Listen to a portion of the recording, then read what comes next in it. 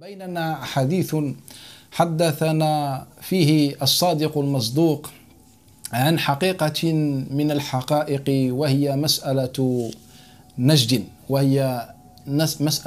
نجد ومبعث الفتن والزلازل في تاريخ الإسلام.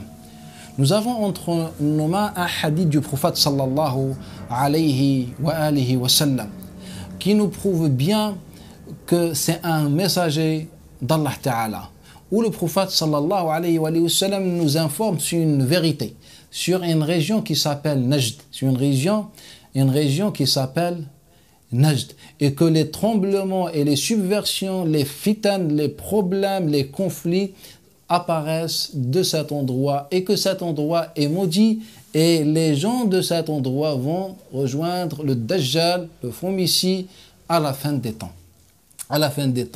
Notre objectif aujourd'hui, c'est préciser et localiser exactement l'endroit de Najd et les occupants de Najd dont le prophète sallallahu alayhi wa sallam a parlé.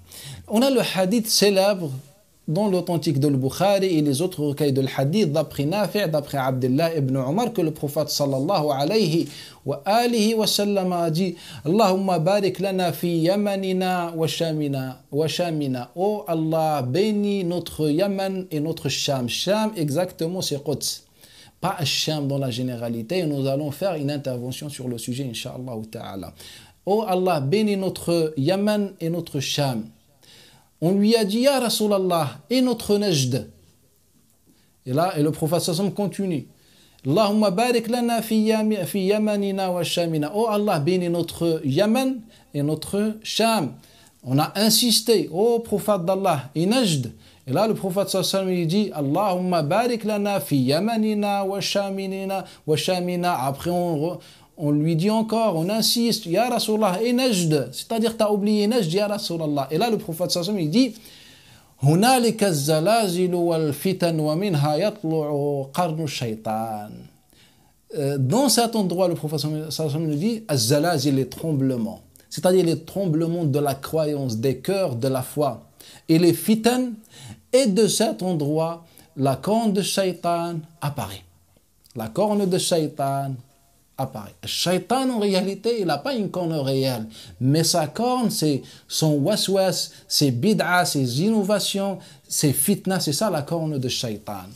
Quel est l'endroit de cette région? Car le prophète sallam nous annonce cette annonce pour qu'on prenne garde et pour qu'on fasse attention de Najd et des gens de Najd, et que eux représentent la cause majeure de la fitna au sein de la communauté musulmane. Donc il est nécessaire de maîtriser ou bien de savoir exactement et de localiser cet endroit.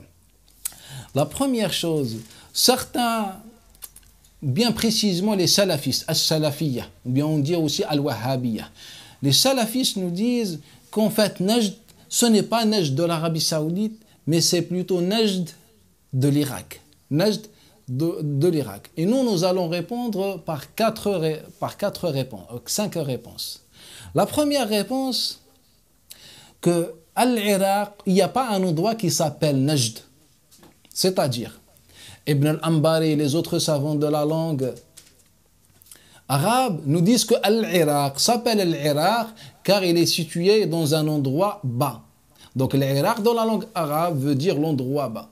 Et quand il y a des collines, on dit Najd. Et Najd dans la langue arabe, c'est tout endroit élevé. C'est-à-dire une colline ou une montagne, on dit dans la langue arabe Najd. C'est-à-dire lorsqu'on parle de Najd de l'Irak, on n'est pas en train de parler d'un endroit particulier, mais on est en train de parler des endroits hauts.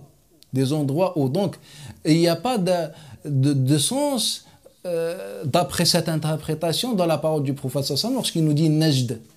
Car Najd, ce n'est pas un endroit particulier qui s'appelle Najd et les gens de cet endroit ils s'appellent Najdiyoun en Irak. N'existe pas. Le seul Najd qui existe comme appellation, c'est celui de l'Arabie saoudite. Ça, c'est la première réponse. La deuxième réponse, on va citer que c'est le prophète sallam lui-même qui nous précise exactement l'endroit de Najd et les occupants de Najd qui vont causer la fitna. La deuxième, le hadith de l'imam Muslim, d'après Abi Mas'ud al-Ansari, que le prophète sallallahu alayhi wa sallam a dit: Al-fitna al-yaman yaman. Dans une version, al-imanu ha-huna. La foi, ha-huna. Et puis elle a désigné le Yaman. Wal-fitnatu wal-qaswatu wa ghildu al-qulub fil faddadina atba' fil faddadina 'inda adnab al-baqari haythu yatlu'u qarnu ash-shaytan rabi'a wa mudar. Et après il nous dit dans la fin du hadith, l'apparition de Ash-Shaytan sera chez Mudar et Rabi'a. Donc là, le prophète sallam, il nous précise l'apparition de Shaytan par le nom de la tribu. Il nous dit Mudar wa Rabi'a. Cette tribu est située dans quel endroit? Un autre hadith nous le précise. Rapporté par l'imam al-Bukhari, حدثنا علي بن الجعد قال حدثنا شعبة بن الحجاج عن أبي جمرة عن ابن عباس. Et aussi il dit حدثنا محمد ابن بشار حدثنا محمد ابن جعفر حدثنا شعبة سمعت أبا جمرة عن عبد الله ابن عباس. Que le wafd de Abd Qais, que les gens de Abd Qais, lorsqu'ils sont venus voir le prophète sallam, ils ont dit: Ya Rasulallah, on ne peut pas venir à chaque fois te voir que pendant les mois sacrés, car entre toi et nous, la tribu de l'Kuffar, Mudar, la tribu des mécréants, Mudar. Et sachant que Wafd Abd Qais, comme il dit Ibn Hajar, et il est évident et connu sans divergence, que la tribu de Abd Qais se trouve au Bahreïn, ce pays qui se trouve dans l'est de l'Arabie Saoudite. Donc, l'est de l'Arabie Saoudite, le Bahreïn, la tribu de Abd Qais dit au prophète sallallahu alayhi wa sallam: entre toi, ya Rasulallah, qui est là, à Médine, et nous, la tribu de Mudar. La tribu de Mudar. Donc, le prophète sallallahu alayhi wa sallam, il dit: de Mudar sera l'apparition de la corne de Shaytan. Il nous dit Najd, l'apparition de la corne de Shaytan. Donc, Najd de l'Arabie Saoudite se trouve entre le Bahreïn et le Médina. Mudar se trouve entre le Bahreïn et le Médina. Donc, cette opération mathématique n'est pas aussi compliquée. Donc, si Mudar est entre le Bahreïn et le Médina, et sa ville Najd entre le Bahreïn et le Médina, donc l'apparition de la corne de Shaytan sera entre le Bahreïn et le Médina. Donc, tout simplement, Najd, précisément la tribu de Mudar. Et ça, c'est la parole du prophète sallallahu alayhi wa sallam, et elle est claire. La troisième chose, Nabi sallallahu alayhi wa sallam, dans le hadith d'Ahmad ibn Hanbal, d'après Hudayfa ibn al-Yaman, قال. Donc, Ahmad rapporte d'après Hudayfa ibn al-Yaman que le prophète a dit: La ya'tiyanna ala mudara zamanun la yada'una abdan ya'budu Allah illa qataluh. Il viendra un jour où Mudar tueront tout serviteur qui adore Allah Ta'ala. Donc là, le prophète sallallahu alayhi wa sallam, il nous précise encore, il nous donne quelques détails sur cette corne de Shaytan. Parmi les détails de la corne de Shaytan, c'est assassiner les musulmans. Et le problème, c'est au nom d'Allah Ta'ala. Ils sont mushrikines, ils sont comme ça. Donc le prophète sallallahu alayhi wa sallam dit: Mudar vont tuer tous les serviteurs d'Allah Ta'ala, comme dans toute l'histoire, ils ont toujours tué les serviteurs d'Allah Ta'ala. Comment? C'est le prophète sallallahu alayhi wa sallam encore qui va les préciser. Ce n'est pas notre avis, c'est le prophète qui parle. Moi, je suis ici juste comme intermédiaire pour transmettre. Donc, un Nabi sallallahu alayhi wa sallam, comme il nous rapporte Zubayr ibn Bakkar, d'après Najiya al-Mujashi'i, c'est le grand-père de Al-Farazdaq, l'un des grands poètes arabes. Donc, ce compagnon, Le prophète sallam lui dit, qu'est-ce que tu dis au sujet de Mudar?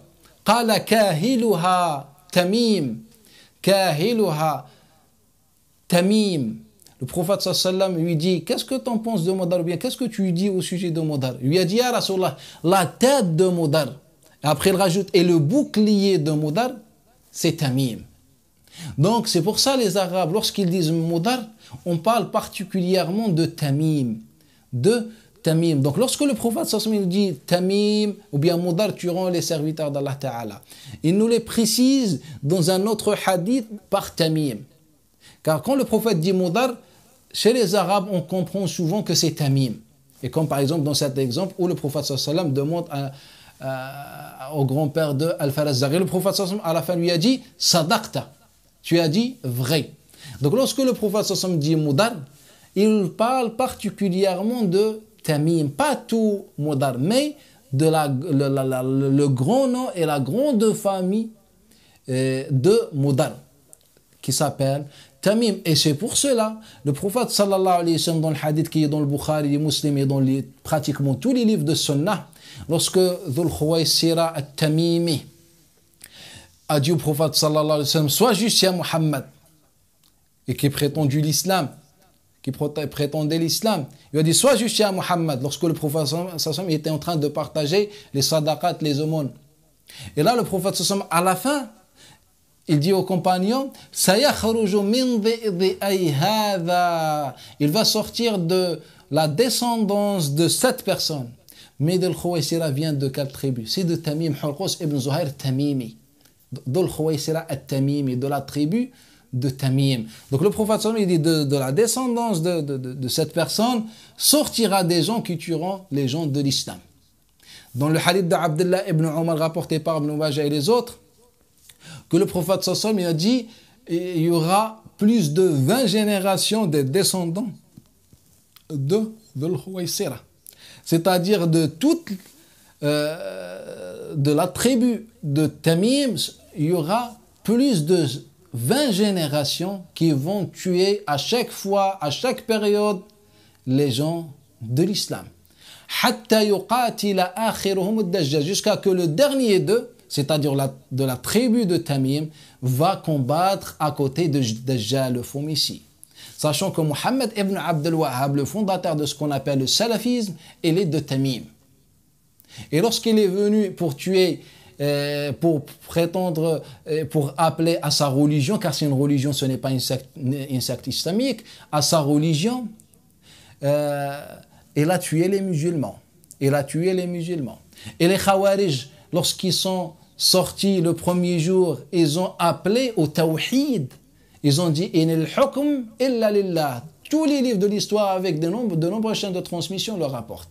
Que les Khawarij, lorsqu'ils sont sortis le premier jour dans l'époque de Ali ibn Abi Talib, ils ont dit « Nous, on appelle au tawhid, à l'unification » et ils ont récité le verset « Inil hukm illa lillah ». Le hukm appartient uniquement à Allah. Et Muhammad ibn Abdul Wahhab, lorsqu'il est sorti le premier jour, a appelé à son tawhid comme le Khawarij. Il a dit qu'on n'adore que Allah. La parole de Khawarij en elle-même, elle est exacte car c'est la parole divine. Mais la compréhension est égarée. Donc la parole de Muhammad ibn Abdul Wahhab dans l'apparence est exacte car on n'adore que Allah. Mais la définition et la qualification de l'adoration est égarée. Donc Muhammad ibn Abdul Wahhab de la tribu de Tamim, Dhul Khuwaysira de Tamim, Muhammad ibn Abdul Wahhab a fait des centaines de batailles au nom de l'islam contre les gens qui disent la ilaha illallah des musulmans et qui se dirigent vers la Qibla. Et Dhul Khuwaysira al-Tamimi et ses descendants, Muhammad ibn Abdul Wahhab, c'est l'un d'eux, a fait la même chose, a tué les musulmans au nom de l'islam. Muhammad ibn Abdul Wahhab a appelé au tawhid, son tawhid à lui, al-Khawarij ont appelé, le Khawarij de Tamim ont appelé à leur propre tawhid, à leur propre tawhid. On veut quoi de plus? Le prophète sallallahu nous dit, la corne de shaitan, la fitna, le tremblement vient de Najd. Il nous le précise, il vient de Mudar. Il nous le précise encore, il nous dit non, c'est de Tamim. Et il nous dit c'est les descendants de Tamim. On veut quoi de plus qu'en vérité? Ce sont des hadiths du prophète sallallahu alayhi wa sallam. Le prophète en conclusion, il nous dit, ô musulmans, aux musulmans, la fitna sortira de Najd et de la tribu de Tamim qui occupe la région de Najd, et les descendants de Tamim vont tuer les musulmans. On veut quoi de plus qu'en vérité? C'est les paroles du prophète sallallahu alayhi wa alihi wa sallam. Et le prophète sallallahu alayhi wa sallam, le hadith d'après, rapporté par Malik, d'après Abdullah ibn Dinar, d'après Abdullah ibn Omar, il nous dit Ha, c'est pour attirer l'attention. C'est-à-dire il y a quelque chose de grave. Tous les compagnons se sont retournés vers le prophète sallallahu alayhi wa sallam. Al-fitna ha huna. La fitna est située ha huna. Il nous dit Abdullah ibn Omar a désigné l'Est. On a le Medina. L'Est, c'est quoi? C'est Najd. Et l'Irak se trouve dans le nord. Ce qui veut dire Najd de l'Irak se trouve dans le nord. Donc le prophète sallallahu alayhi wa sallam, il s'est désigné. Il nous dit l'Est. La fitna sort de l'Est. Il nous dit où il sortira la camp de Shaitan sortira. On veut quoi de plus qu'en vérité? Et pour votre information, tous ceux qui ont appelé à leur propre tawhid, unification, pour eux ils ont prétendu tawhid, tous ils ont fini par tomber dans le shirk. Je vous rapporte une histoire qui se trouve dans le Talmud, qu'il y avait deux clans de juifs. Ils ont divergé sur un sujet. Ils ont dit, d'après leur récit, ils ont dit on va voir auprès de notre Seigneur qui tranchera entre nous. Donc leur Seigneur, d'après eux, a tranché pour une partie des Juifs. Donc les autres, ils ont dit que notre Seigneur a fait une erreur. Donc venons, on jugera notre Seigneur. Donc ils ont jugé leur Seigneur d'après eux, et leur Seigneur a reconnu son erreur. Pourquoi j'ai rapporté ce récit? Car les Juifs, ils ont dit que les chrétiens sont mouchriquins et que Jésus, etc., ils ont voulu le tuer, ils lui ont fait du mal, etc., sont connus par leur fanatisme et radicalisme. Et ils ont fini, d'après eux, par juger leur Seigneur. Les salafistes ont commencé de cette manière, at-tawhid, comme le khawarij, at-tawhid, etc. Et le prophète nous a informé que le dernier de Bani Tamim, qui se trouve de Najd, qui sort de Najd, de Bani Tamim, sera avec Ad-Dajjal. Le hadith de Abdullah ibn Omar qui est très authentique. Il nous a dit il sera avec Ad-Dajjal, à côté de Dajjal. Et c'est quoi Dajjal dans le hadith? Dajjal, il représente pour ses fidèles un seigneur. Ils vont dire que c'est notre Dieu, car il fait tomber la pluie, par exemple, il leur donne des graines de pousser, donc elles poussent. Donc pour eux, c'est un Dieu. Ils ont commencé par le tawhid, et le prophète affirme que les khawarij, les fanatiques de leur propre tawhid, vont être à côté de Dajjal, c'est-à-dire vont tomber dans le vrai shirk. C'est-à-dire lorsque le prophète nous dit le Dajjal il est a'war, aveugle, le Dajjal il est a'war, donc pour eux leur Seigneur va devenir a'war comme les Juifs. Ils ont dit non, notre Seigneur a fait une erreur, viens on le juge. Ça c'est une vérité. C'est le prophète sallam qui dit cette vérité. Et c'est le prophète sallam qui nous dit Najd, et il désigne l'Est. Et c'est le prophète sallam qui nous dit Modar, et il nous dit Tamim, et il nous dit les descendants de Tamim, et il nous dit ils tueront les gens de l'islam, et il nous dit qu'ils sont fanatiques, et il nous dit qu'ils vont suivre Ad-Dajjal à la fin. Qu'est-ce qu'on veut de plus qu'en vérité? Sauf si on veut suivre la voie d'un certain Al-Albani, lorsqu'il rapporte un hadith, c'est-à-dire le même hadith, mais il se réfère au récit de Ibn Asakir, car Ibn Asakir l'a rapporté dans ses chroniques, que An-Nabi sallallahu alayhi wa sallam, quand il a dit Allahumma barik lana fi shamina wa yamanina, oh Allah barik dans notre béni, notre Sham et notre Yaman, l'homme lui a dit et notre Najd situé en Irak ya Rasulallah. Donc il a rapporté ce hadith en disant que le hadith est authentique. Là, ce qui est logique, ce hadith a été rapporté par les gens de l'authentique, Bukhari, Muslim, par al-Bukhari et les gens de Sunan, les gens de l'Masanid, au 2e et 3e siècle. Et lui, il va prendre la version de Ibn Asakir qui se trouve à la fin du 5e siècle.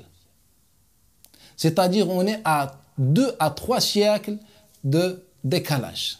Il va nous dire, voilà la version authentique qui nous explique que c'est la Najd de l'Irak. Alors que les gens ne connaissaient pas Najd de l'Irak. Sachant que la chaîne de transmission est munkara dans la science de l'hadith.